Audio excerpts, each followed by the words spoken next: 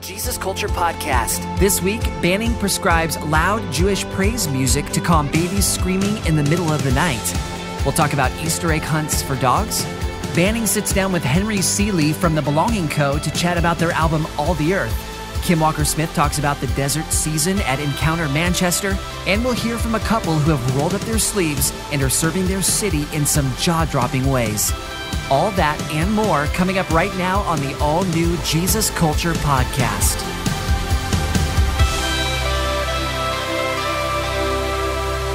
Welcome to the Jesus Culture Podcast, episode 9. Here we are. We've been doing this for like 5 years, but we're only on episode 9. We restarted. We kind of do 2 podcasts a year. That's what it sounds like. So welcome to Jesus Culture Podcast, episode 9. Great to be with you. I am Banning Liebscher, the lead pastor here at Jesus Culture, joined as always by my co-host, Becky Johnson, youth pastor of Jesus Culture. Youth pastor extraordinaire, mother of 2. Mother of 2. Not getting any sleep, I imagine. Oh my goodness. You get much sleep? If you follow me on Instagram at all, you realize my baby has colic. Yep. And I have found that No joke. Parents know exactly. Like the minute I've told parents, guys, my baby has colic. Yesterday, I was meeting with another youth pastor friend. He has kids, and he put his hands to his face and just like lamented for a minute because he knows. And then people who don't have kids or never had a colic baby, they're like, well, here's the problem Is too. that a big deal? Is this full disclosure time? Is this kind of Is like? it ever not full disclosure Okay, so time this is kind of like for you and me? confession time. I think also if you've had kids, one of 2 things happens: either you're empathetic, yes, because you've been there, or you're like, suck it up. We've all been there. It's like so it's one of You're the latter. I know. You're the latter. It's one of 2 things. Like, oh, I'm so sorry for you. We've been there. I feel for you.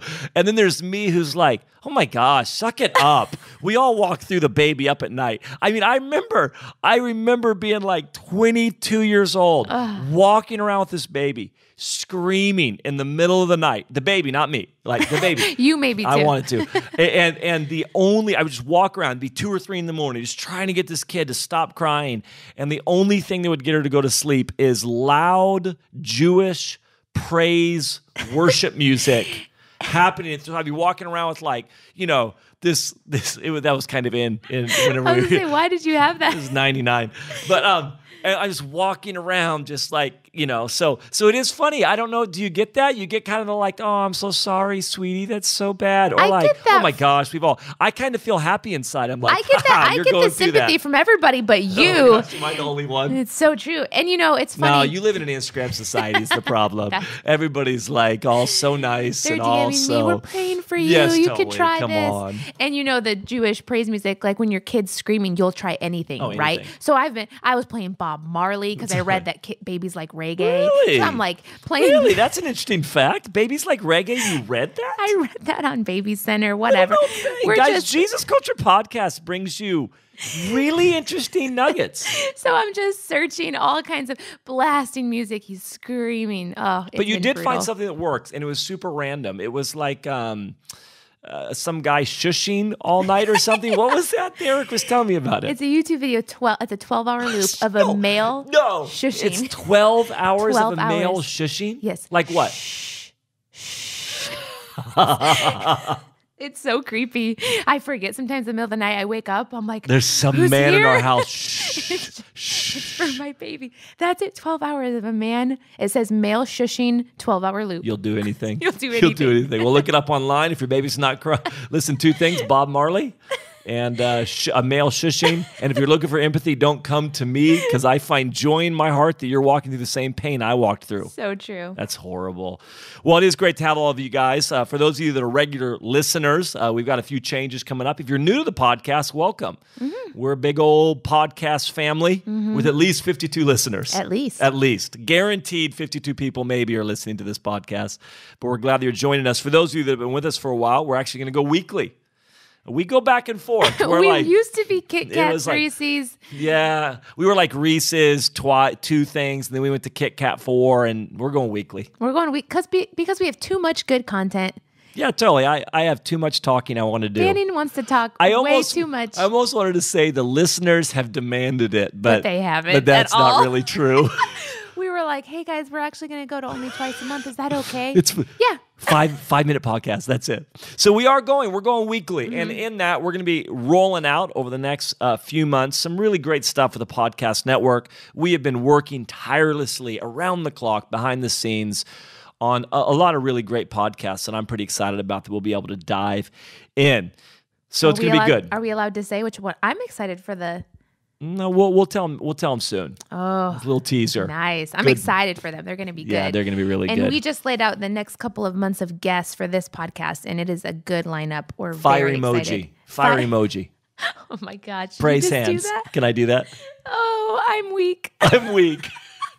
I was just on Insta story with my daughter, and so trying to I'm like, all right, we're gonna do an Insta story. We were going to the Kings game, and so I said, I'm gonna get cool. I'm gonna be saying stuff like ish, and what was the other thing that there's all these other things she says, and she was on there. She goes, I can't. That was her phrase. I can't. Oh my gosh, I'm weak. Fire emoji. Well, hopefully you guys all had a great Easter. We come off Easter. We're at two different stages of life, Becky and I. Yes. I've got older kids, like I mentioned. She's got little kids. Yes. But what I did find was my boy is 12, and I don't know when you stop Easter egg hunting. I'm like, when is that? And I thought, well, it'll be this year, and it wasn't this year. My boy was excited to go Easter egg hunt, and my wife's like, no, he's going to love it. I'm like, really? And he did. He totally loved it. That's funny. You got to make them really hard to find. Yeah, totally. He loved it. And then you guys have all heard the craziness of the house that I live in because of the woman that I'm married to and the kids that she has raised. They had an Easter egg hunt for my dogs. This really happened. There was plastic eggs with dog treats in there, and the dogs went around, found them, and then would pick up the egg and break the egg open and get the treat inside. And I'm like, this is the home I live in. What is wrong with our family? I can't believe that. And your daughter at church was like, I'm so excited to go home. I said, why? Because to spend Easter with your family? She's like, no, to take pictures with the bunnies and post them on Instagram. Because how perfect is it? They're bunnies. It's Easter. I don't even know. I can't. They put them in a basket. I You can't. You're weak.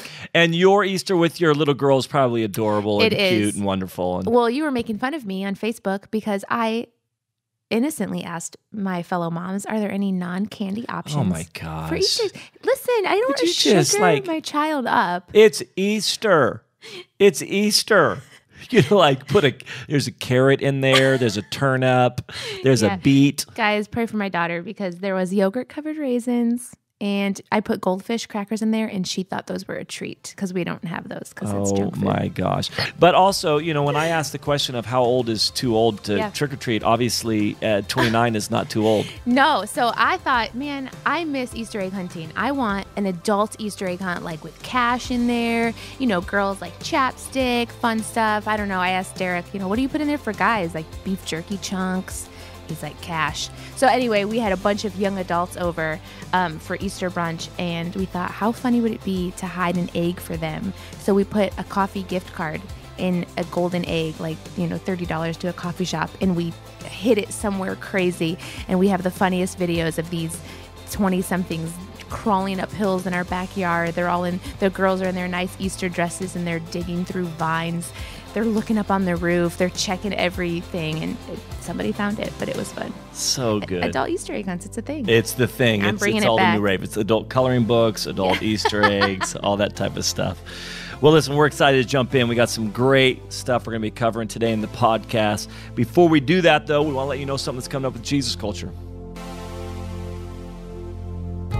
For the 5th year in a row, we are partnering with our friends at The Mission. This incredible ministry with bases in Mexico, Nicaragua, and Romania has been rescuing and loving children for 30 years. On June 21st through the 24th, we will be heading to Tijuana, Mexico for our annual Jesus Culture Missions Experience. We would love for you to join us. Individuals and groups are welcome, so for more details, head to jesusculture.com/JCME. That's jesusculture.com/JCME. See you there.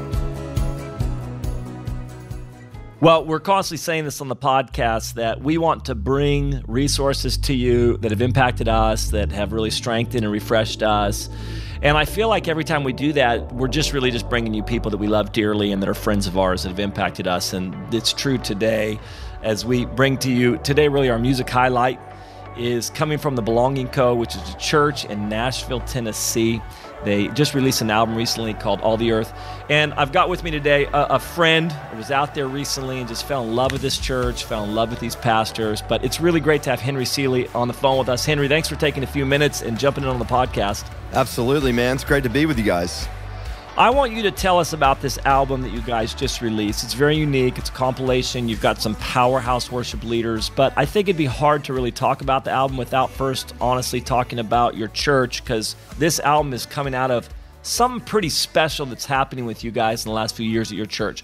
Can you tell us a little bit about your church and the journey you guys have been on, and then how this album has come out of that? My wife and I moved to Nashville 6 years ago this week, actually, and we'd been part of a big worship movement in Australia for a long time and thought we were going to stay there forever, and we had no idea really why we were moving to Nashville. For me, honestly, it was anything but a church. I promised the Lord that I'd do anything with my life except pastor a church. It's one of those prayers. And I guess we were here for about a year and just really started to meet a lot of artists and musicians who are based here in Nashville who love the Lord, but maybe, were traveling kind of most weekends of the year. And so that was hard for them to find a community, a church community that was centered around a Sunday morning service, because for so many of these guys and girls, they were just gone every weekend. And after about a year of being here, my wife and I were, praying, just saying, God, someone needs to do something about that. That's not right. And we just felt that beautiful smile from heaven and that little nudge of, actually, this is for you guys.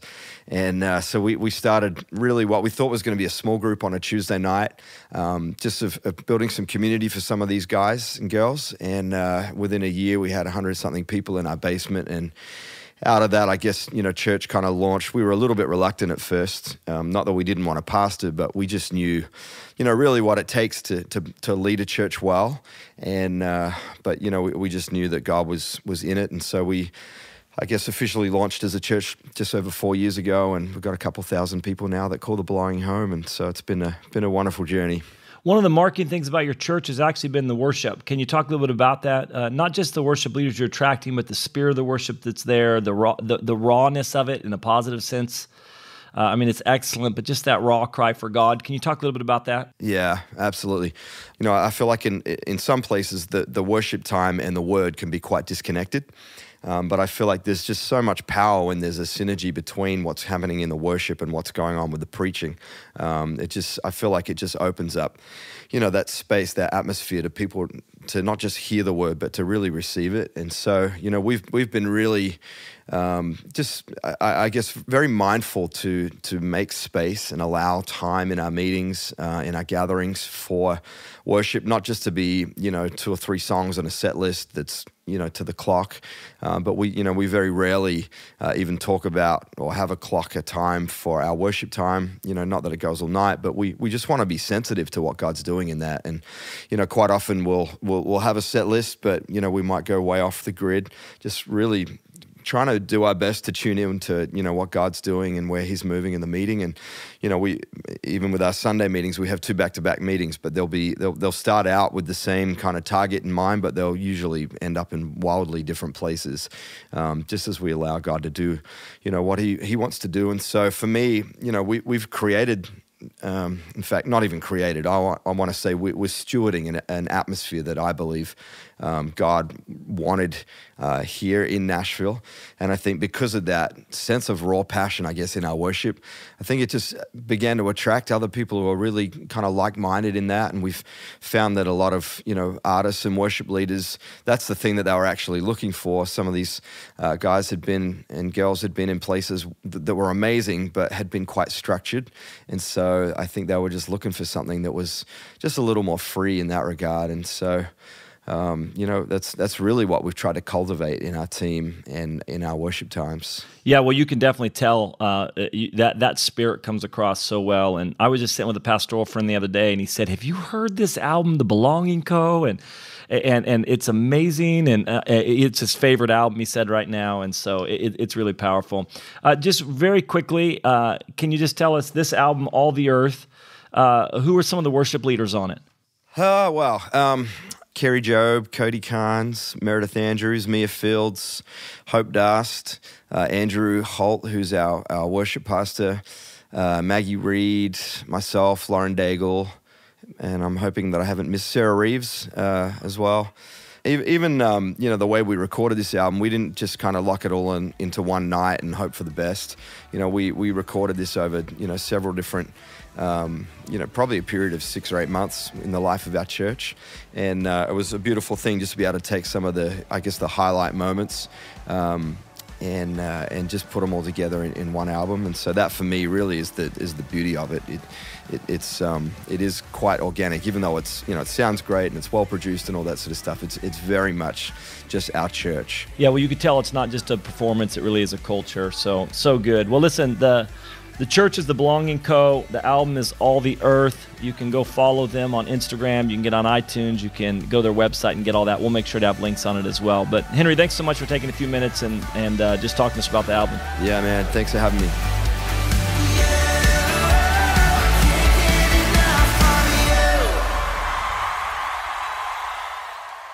Man, I love those guys out there in Nashville. There's some good churches in Nashville doing good stuff. We love the Belong Company and Henry and Alex.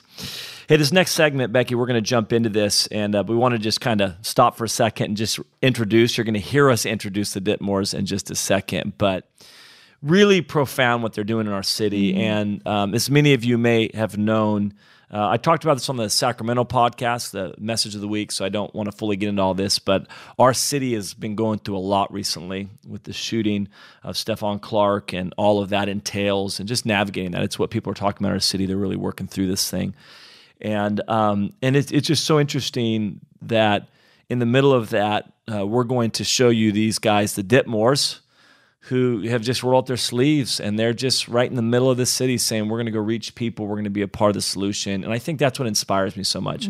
I think as you listen to the Ditmores, hopefully what you're going to walk away with is, I want to be part of the solution. Yeah. You can look at society and be overwhelmed by all that's going on and feel neutralized, or you can look at society and realize, I'm part of the solution. God's put something in me, and I want to go get involved. So true. And Rochelle's a boss.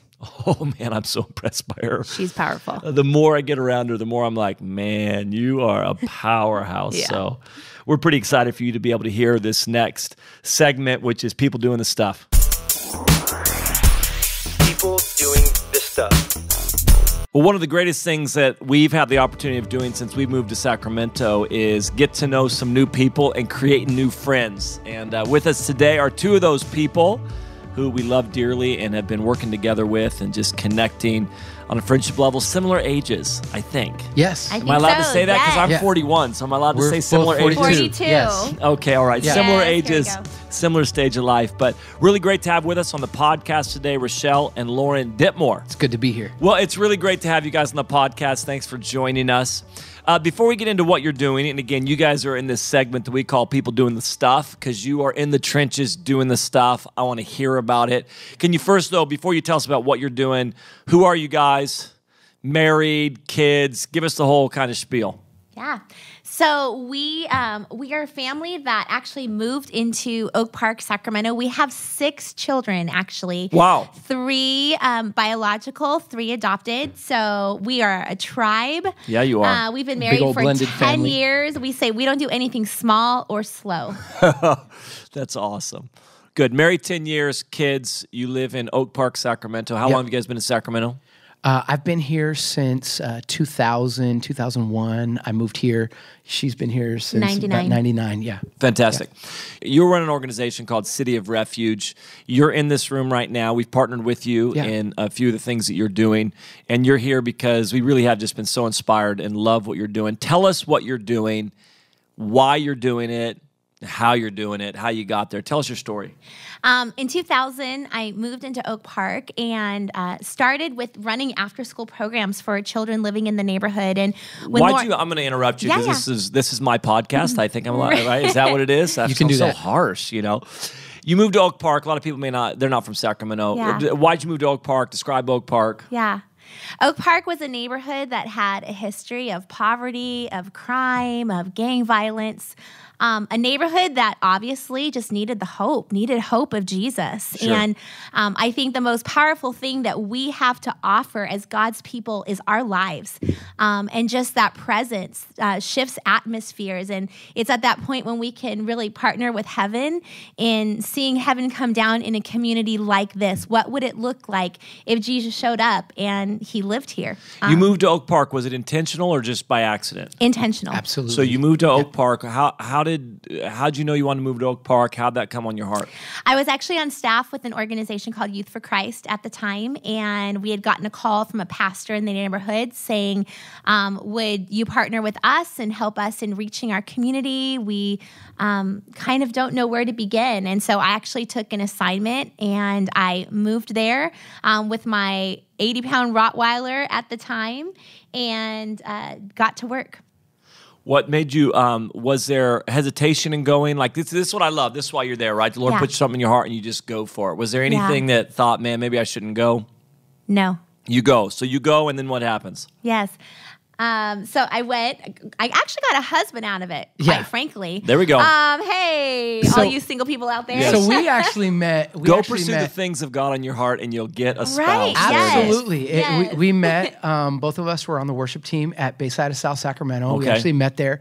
And she was this single gal doing this after school thing, and I was really intrigued by it. And so I showed up one day and I became her best volunteer, and it's kind of been history since then. If something was broke, I fixed it. I had a truck. If she needed something moved, I did it. And so it's really, it became a labor of love, really. And just, you know, she had been working with kids for a few years before we had met, and everything that we've done really since then as a part of City of Refuge, it really hinged on one question, and it was, what does it mean to be a neighbor? You know, when Jesus was talking about loving your neighbor, and what would it look like if Jesus moved into our neighborhood?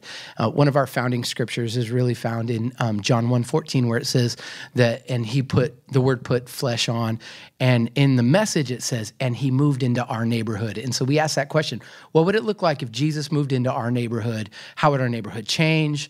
What things would shift? What would it look like for Jesus to be somebody's neighbor? And we've tried to live that out, you know? I love that. Yeah. How's it manifested? You moved into Oak Park. Yes. You guys met, but you were doing after school, and then where did it morph from there? So 9 years ago, we actually bought our family home in the neighborhood, which Lauren and I would take walks, and we would pray, and we would dream. And there was this house that was set back on a property. It looked like something you'd find in the South. It had a big front porch and this gorgeous yard. And we always dreamed of having this house to live in the neighborhood. And so God gave us that house. Several months after we had been living there, both of us had another idea. What if we moved out of our house and we found a place to rent, and we just opened this home up to show hospitality and just invite people in who would never be invited in? What would that look like? So we did. We found a house to rent down the street. We moved out of our family home, and we opened up the house every day for children to come after school. We did 36 baby showers that year. I mean, these girls would be Birthday so parties confused. for homeless people. Yeah, birthday parties for homeless people. Just hospitality of welcoming Incredible. people in and doing it well and loving them like Jesus would. From that, you know, today ministry has just grown, and Jesus is always the center. I mean, even though we are not a faith-based organization on paper, Jesus is the center of everything that we do, and He is the only hope. I really believe that we have a call to territory. I think that you find organizations that really focus on issues. And for us, we have 2 homes for young women that have been trafficked. We take girls off the streets. We get them from juvenile hall, referrals from the district attorney's office. We've been running our housing program now for almost 8 years. And we currently have the ability to house 13 young women and their children. When did you start your nonprofit? It's been almost 7 years now. So we're in our 6th year. But you moved to Oak Park. Lord is stirring your heart. Yes. You guys meet each other. Yes. You get married. You buy a house. You say, hey, what if we took this house and just figured out how to serve this community with it, moved into another house, did all that type of stuff. That was just a journey of like, how do we take what we have and touch people, and we're going to be right in the trenches with them. Yep. Yeah. How did that transition to what you're talking about, the human trafficking? I mean, really, it wasn't, like she said, it wasn't an issue that we chased. It was really these young women that were girls at one point in our after-school program or her after-school program before we met.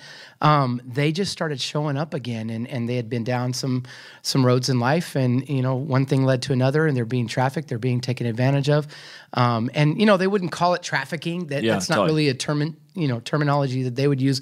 I've got this boyfriend and he's making me sleep with people and I'm giving him my money, or I'm in this situation and I don't want to be, or I have a pimp and I don't know how I got here, Miss Rochelle, but can you help me out? And so it started off by just putting people on our own couch. And then, after a year, 13 months of this, where we had 17 girls come through our house, sleep on our couch, sleep in our kids' room, with the same story, the same, narrative of this is happening. And we looked at each other and kind of felt like we were tricked by God and just said, well, maybe there's something here. And at that point in 2010, there was no home, there was no shelter specifically for women with, with this history, with this issue.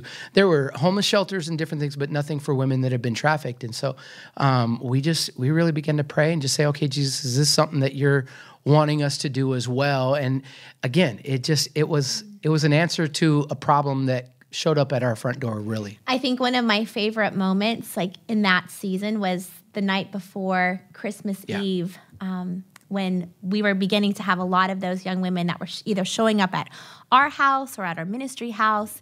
And the doorbell rang at 3:00 in the morning, and Lauren was finishing up a paper. He was in Bible college at the time. And this little 13-year-old girl with a short pair of shorts, and it was pouring rain, and a tank top showed up at our door.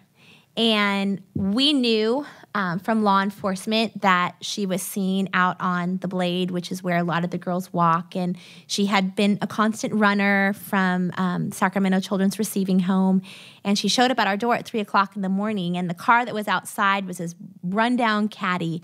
And she turns around and she yells, she said, I told you, these were those church people I told you about. I told you they'd open up their door. Jeez. And the car took off. And I just think, like 13 years old. And I just think, more than ever wanting to build an organization, whether more than ever saying, hey, we're going to be a huge answer for human trafficking, we just wanted to be God's people that said we'd open up our door and we'd say yes to the broken and to the needy, and not just one issue. We really feel a territorial call to Oak Park.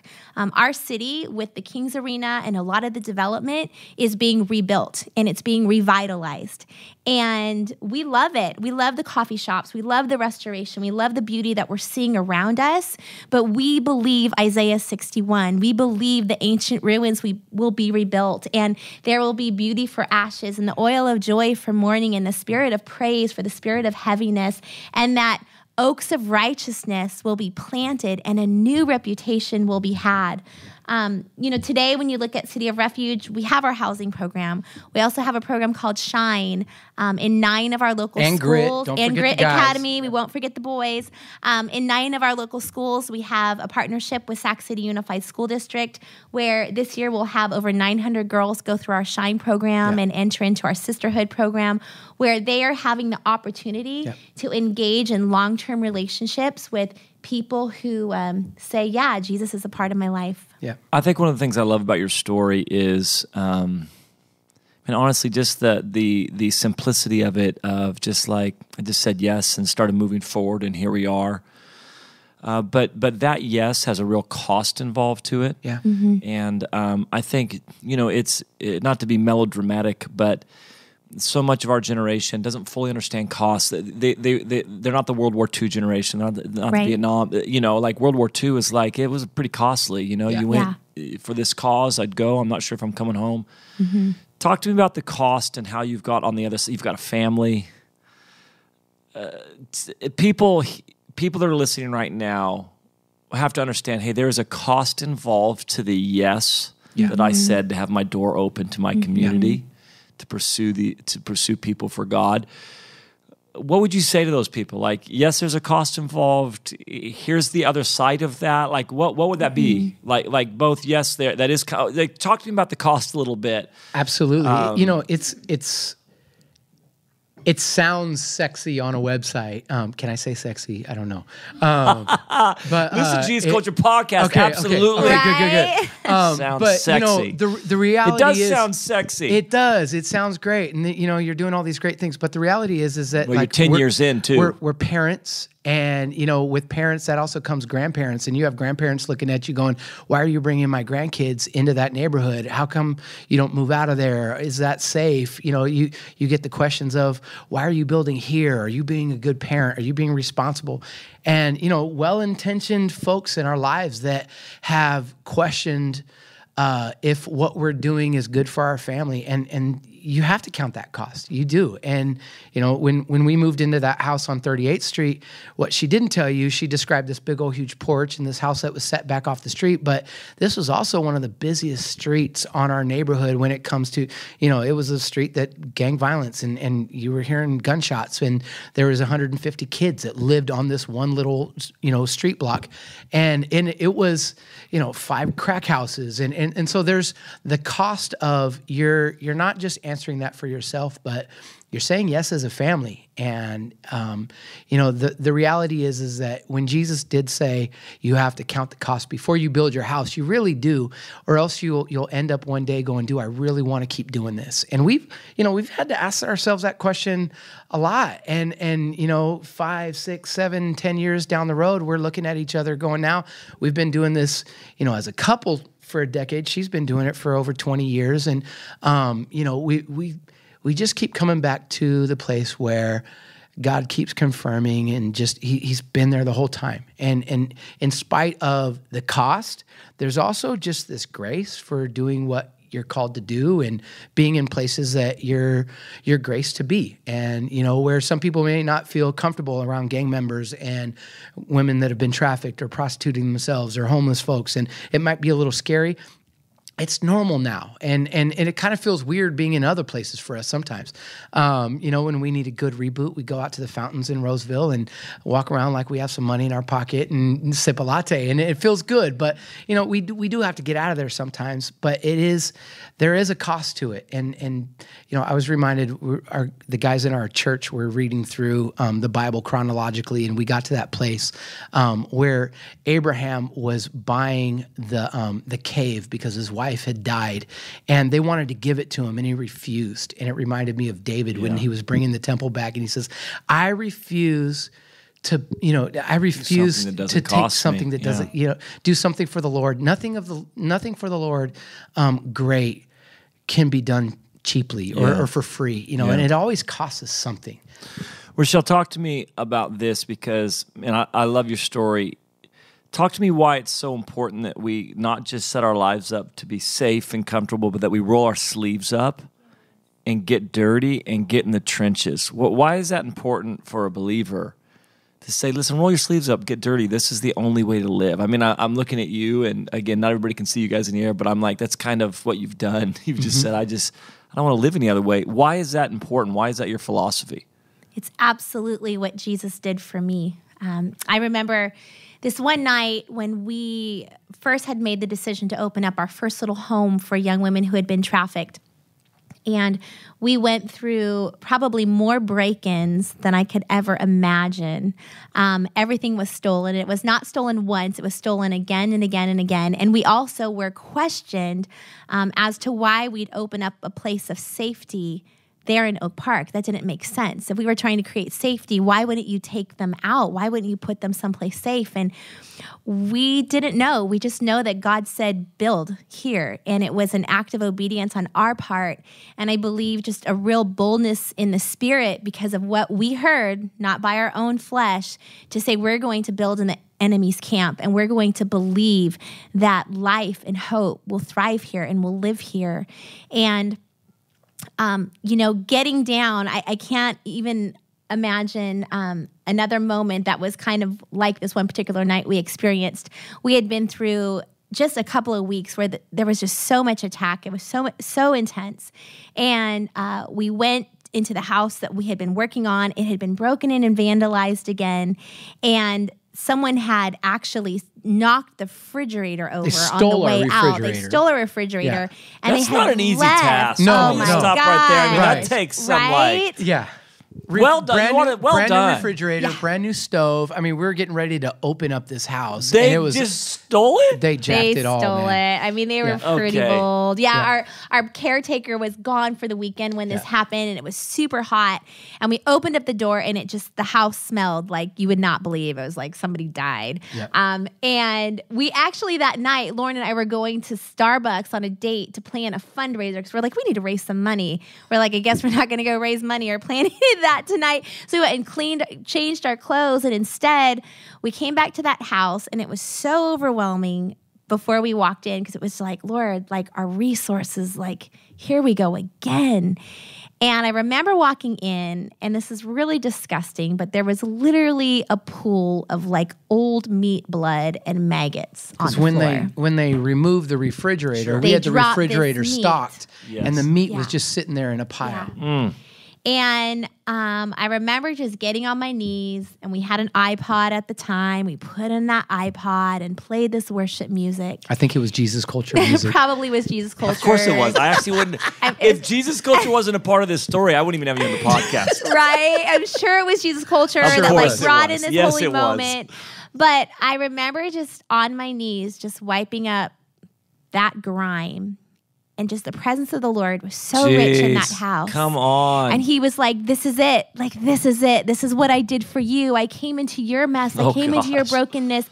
And if we ever lose this, we miss who he's called us to Yeah. be. And, today we have 14 staff. It's not just Lauren and I. Like, God is just growing, and his favor is upon this ministry. We're beginning to see the promises of God, but it's never more than that moment. Like, that's it. It's the moment that defines us, of being reminded of what Jesus stepped into our lives and did.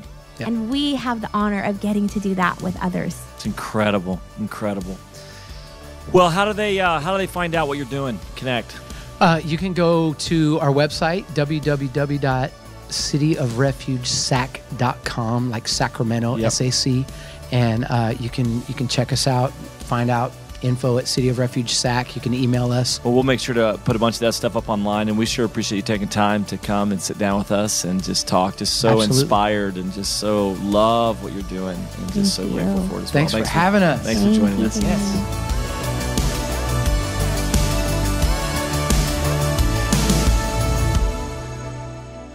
Jesus Culture Music is excited to share Kim Walker-Smith's latest album, On My Side Live. Spirit of God, come alive in me.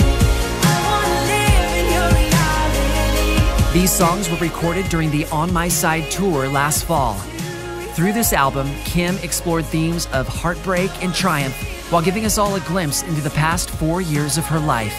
Kim describes that journey with God as one of incredible joy and overwhelming grief, birth and death, pain and betrayal, right alongside hope and resurrection. Throughout these live and raw recordings, there's an underlying theme. He is always with us. Find On My Side Live on your favorite online music platform, or visit the Jesus Culture store at store.jesusculture.com. Well, what a perfect segment, right, Becky? Because we're going from the On My Side live album, promo to Kim. Kim is actually our featured speaker Yes. guest on this podcast. We're going to be hearing a sermon from her. She just spoke in Manchester at our Jesus Culture Manchester conference. We were just over there recently. It was amazing. We don't want to preach the whole thing to you. Yep. We want you to be able to hear it. So here is a segment of the sermon that Kim spoke at Jesus Culture Manchester. You're going to love it.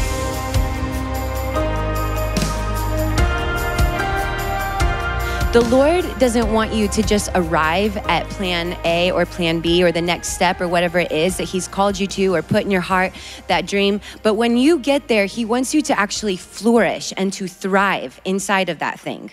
It would be a real bummer if this big dream in your heart ended up being the one thing that took you out because you weren't actually prepared and ready for it. God's timing is absolutely perfect. And every season that we walk through with him is preparing us for what is ahead and what's around the corner. And that's the other amazing thing about this is he's saying, my thoughts are higher than your thoughts. He's saying, there's things around the corner. There's things coming that you may not see and you may not know about, but I know about them. There's nothing that's a surprise to me. There's nothing that's hidden from me. And so the work that I'm doing in you, what I'm building in you, the season that I have brought you in, it is for a purpose. And I'm building something inside of you so that you are prepared and ready to walk through whatever it is that's around the corner that we don't see. You know what I mean? God doesn't want the very thing that you've been dreaming about and moving towards in your life to be the one thing that takes you out.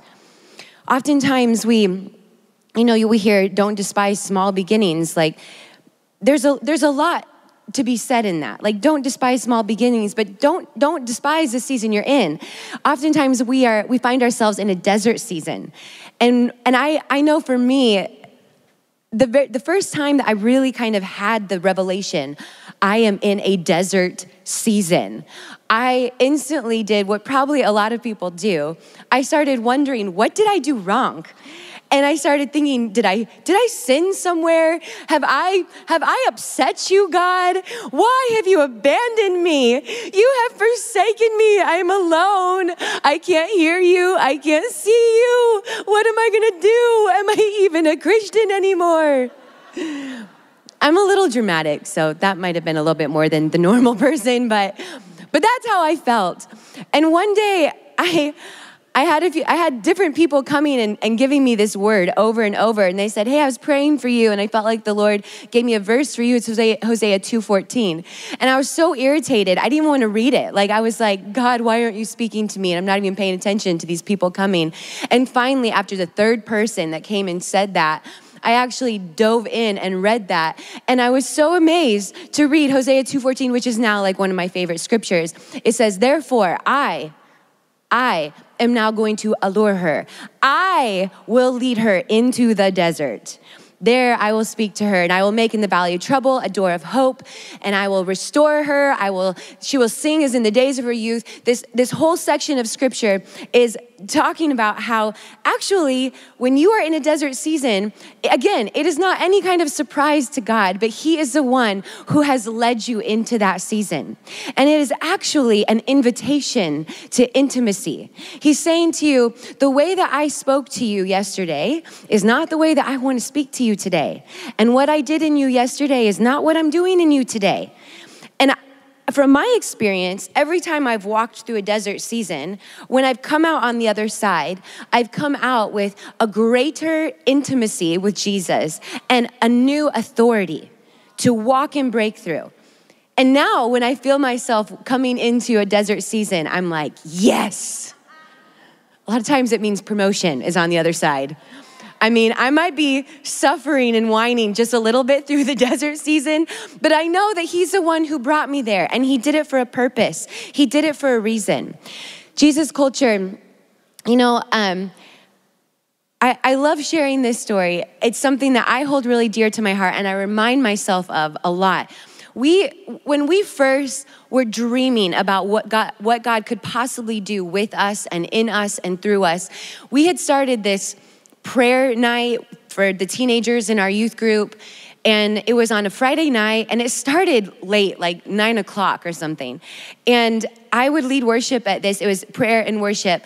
But the thing is, when you're like 20, like early 20 something, and you're trying to get people to come on a Friday night at like 9 o'clock to come and do worship and prayer, it is nearly impossible. Many times I was leading worship with someone playing a djembe, and I'm singing a cappella, and there's like 5 sweaty, smelly teenagers in there worshiping and praying with me. But I'm sitting in there and I'm like, we're gonna move mountains. We're gonna do something amazing. Me and these sweaty teenagers, we are gonna move mountains. And we're showing up every Friday night to pray and to believe God for something incredible. Fast forward, all these years later, Jesus Culture does their very first arena gatherings, like 15,000 people in Chicago. And I remember the very first session being backstage, and Banning had walked out to, start everything and pray, and he's talking, and I hear all of the people out there, and it sounds like a roar. It's just so loud, and you can tangibly feel the hunger and the expectation in the room. And I was standing back there, first of all, just so amazed and humbled that we were standing in the fulfillment of a dream, but also I could feel that expectation and that hunger. And this thought kind of went into my head. And many years ago, if I had felt that, I would have taken it on as a weight, and I would have gone, oh man, the pressure to perform. These people are really hungry and really expectant, and I feel that, and what if I can't deliver? What if I gotta do something? I gotta make something happen. I would have crumbled underneath the weight of that pressure, and I would have gone, okay, this is too much. I'm just gonna take the easy out. I'm gonna get up there, and I'm gonna sing, let's just call it Jesus Culture's greatest hits. And everyone's gonna be happy because they're gonna be singing all their favorite songs, and then I'll just walk off stage and go, whew, that's done, and it's over with. Or I could take that weight, hand it off to Jesus, because it is not my job to make something happen. It's all him. I'm just there to partner with him. And he's the one who encounters people and does whatever it is that he wants to do. And that's not my responsibility. My responsibility is just to serve and to love and to worship. And then what I do, when I take that weight and hand it back to him, I press in and I say, so what is it that you want to accomplish in this moment, and how can I partner with you? Forget about songs. Those don't really matter as much. But what is it that you want to do, and how do I get to partner with you in that? And I felt in that moment so thankful for everything that I had walked through in all of those years that brought me to this moment, that when I felt the weight of that expectation and hunger, it did not make me crumble underneath it. But I was able to stand up in that, and I knew what to do because of what I had walked through. So whatever season you're in, whatever it is that you're facing or feeling or processing, sometimes you got to remind yourself that there will come a day that you will live in the fruit of this moment. So the decisions you make, how you respond to the season, how you respond to the moment, it matters. Embrace the season you're in. Sometimes we get impatient and frustrated. Why don't I have that job yet? Why have I not been promoted yet? Why am I not famous yet? Why don't I have that record deal yet? Like our minds will go to these places of frustration. I remember as a single person, it was the frustration of, why am I not married yet? All my friends are. And I remember married people would come to me sometimes and they'd say things like, well, it was right when I finally stopped looking that he found me. It was right when I finally did X, Y, and Z that I got all of my dreams fulfilled. Like there's a formula. People, there is not a formula. There is God and his timing, and that's it. And it's different for all of us. And I feel like sometimes the world wants you to believe that there is some sort of formula or some sort of like quick route to success or growth or whatever it is. There's not. There's God and his timing. And our job is just to yield to it, surrender to him, and let him just lead us in the process. So, number 2, you need people in your life. When we say live in community, it can actually be very easy to hide in community. So to really live in community, it means that people actually know you. That there are people that you can say, they know me. We are living in connection. We are living our lives out together. We are walking life out together. I'm going to read a scripture here really quick. Matthew 22:37. Jesus replied, love the Lord your God with all your heart and with all your soul and with all your mind. This is the first and greatest commandment. And the second is like it. Love your neighbor as yourself. If you are struggling to love people, I'm laughing because if you've been in church any amount of time, let's be honest, it can be a challenge sometimes, right? Come on, you guys. Yes. If you are struggling to love the people you are in community with, you need to go get some more of God's love. Because when you are filled up with the love of God, that is the love that you use to love the people around you. Honestly, you can't really depend on yourself. I don't really know that I quite have the capacity all of the time to be so loving, except that I have Jesus and my husband. They both help me to love. Our friend Kelly Clark, she's an Olympic snowboarder. She said in an interview, "Your dreams are too small if they only include you." That is a huge statement right there. Your dreams are too small if they only include you. We need people. It's not just accountability, it's humility. You know, they're the ones who are ready to like burst your bubble when it gets way too big. Thank you, Jesus, for those people. It's strength. And here's another thing. I personally have the conviction that you will not actually reach your full potential living outside of community. And I'm saying that because I think when God commanded us to love people, he wasn't doing that because it's nice. He was telling us to love people because he understands and he knows that this is how you thrive and this is how you grow and this is essential for you to reach your potential in what you are called and created to do. Iron sharpens iron. We get around other people. They push us, they challenge us, they humble us, they teach us, they cheer us on. When we have people in our lives, people are sometimes our greatest challenges. So what better way to grow than to actually live in community and to be walking out things with people, right? And sometimes it's really important to have those people in your life that you trust more than yourself. The people, the friends, the mothers and fathers who will come to you and say, "Hey, I see something that doesn't look very healthy." And you may go, "I don't see that, but I trust you because I've given you that place in my life. And I'm gonna go and I'm gonna pray about this and I'm gonna work on this because I trust you." And every time I've had that experience, I've come back and gone, thank you for speaking into my life. Thank you for pointing that out to me. I didn't see it, but I do now, and I'm working on that. This is so essential to our growth. One of my favorite writers was Maya Angelou, and she had this quote, and it said something like, "People will forget what you did, but they'll never forget how you made them feel." And this is the truth. My stepdad, who is dad for me, he passed away almost 3 years ago. And at his memorial, nobody was talking about what he did as a banker and in finances. Everyone was talking about how he made them feel. My sister was talking about how he made her feel like a princess. I was talking about how he made me feel safe. At the end of our lives, this is what we leave behind is people. It's not these other things that we build that can fade away, but it's this connection that we have with people that lasts and that carries on and that is our legacy.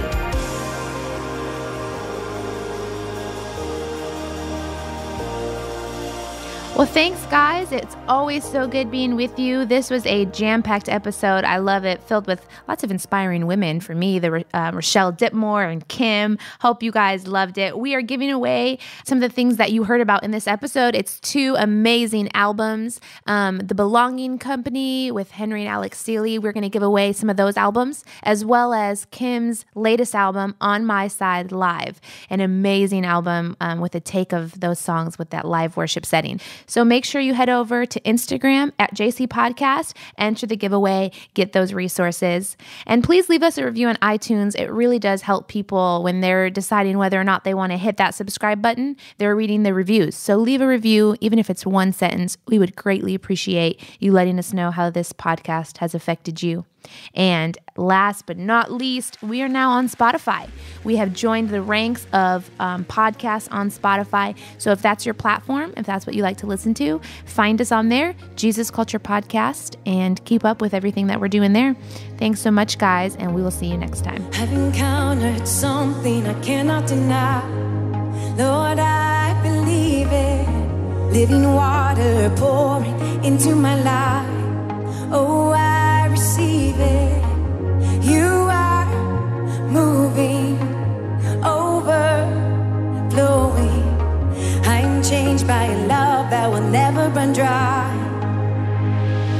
Spirit of God.